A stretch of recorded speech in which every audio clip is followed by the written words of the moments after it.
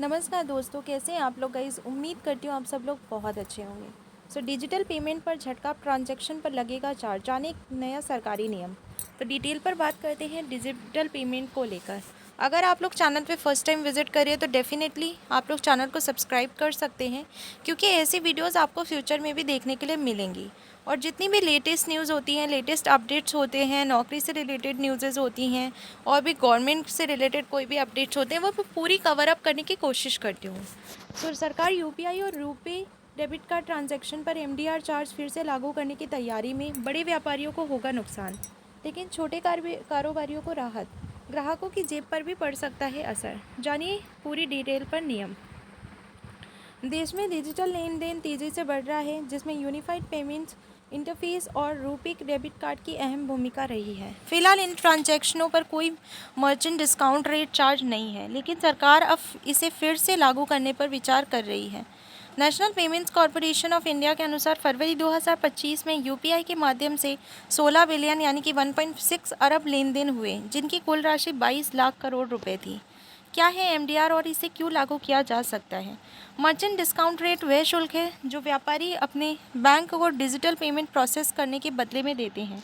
सरकार ने वित्तीय वर्ष 2022 के बजट में शुल्क को हटा दिया था ताकि डिजिटल ट्रांजैक्शन को बढ़ावा मिल सके।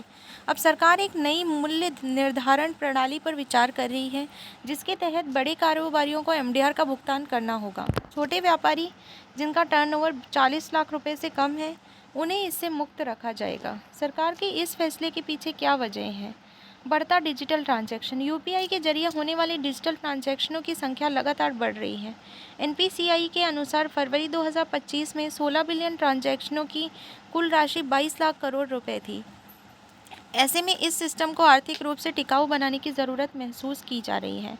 बैंकों और फिनटेक कंपनियों का दबाव। बैंकिंग संस्थान और पेमेंट एग्रीगेटर कंपनियां एमडीआर शुल्क लागू करने की मांग कर रही हैं, ताकि वे अपनी आय बढ़ा सकें और पेमेंट सिस्टम को सुचारू रूप से संचालित कर सकें। नए नियमों में से बड़ी अनुपालन लागत। पेमेंट कंपनियों को अब पेमेंट एग्रीगेटर ऑनलाइन नियमों का पालन करना ज़रूरी हो गया है, जिससे उनकी कंप्लायंस लागत बढ़ गई है। ऐसे में बैंकों और फिनटेक कंपनियों को डिजिटल ट्रांजैक्शन से कमाई की ज़रूरत महसूस हो रही है। पहले कितना लगता था एमडीआर? सरकार द्वारा एमडीआर हटाने से पहले व्यापारी बैंकों को लेन देन राशि का 1% से कम शुल्क के रूप में भुगतान करते थे। डेबिट कार्ड पेमेंट पर 0.4% से 0.9% तक एमडीआर लागू था। क्रेडिट कार्ड ट्रांजैक्शन पर 1% से 2% तक शुल्क लगता था। यूपीआई और रुपे कार्ड पर पहले कोई चार्ज नहीं था, लेकिन अब बड़े व्यापारियों पर इसे लागू किया जा सकता है। छोटे व्यापारियों को राहत, बड़े व्यापारियों पर असर। अगर सरकार नया एमडीआर नियम लागू करती है तो इसका मुख्य प्रभाव उन व्यापारियों पर पड़ेगा जिनका वार्षिक टर्नओवर 40 लाख रुपए से अधिक है। छोटे व्यापारी जो कम डिजिटल ट्रांजैक्शन करते हैं, उन्हें मुफ्त यूपीआई और रुपे डेबिट कार्ड ट्रांजैक्शन की सुविधा मिलती रहेगी। आम जनता पर क्या असर पड़ेगा? अगर सरकार एमडीआर शुल्क फिर से लागू करती है तो इसका अप्रत्यक्ष प्रभाव ग्राहकों पर भी पड़ सकता है।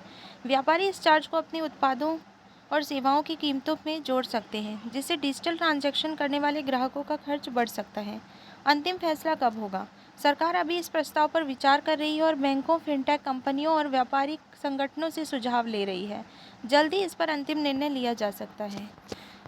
भाई ये था एमडीआर को लेकर बहुत ही बड़ा अपडेट जो निकल कर सामने आ रहा था। डिजिटल पेमेंट्स पर आपको आने वाले समय में भाई झटका देखने को मिल सकता है। जो बड़े बड़े व्यापारी हैं उनको नुकसान झेलने के लिए मिल सकता है। जो छोटे व्यापारी हैं भाई, उनको ज़्यादा कंसर्न करने की ज़रूरत नहीं है।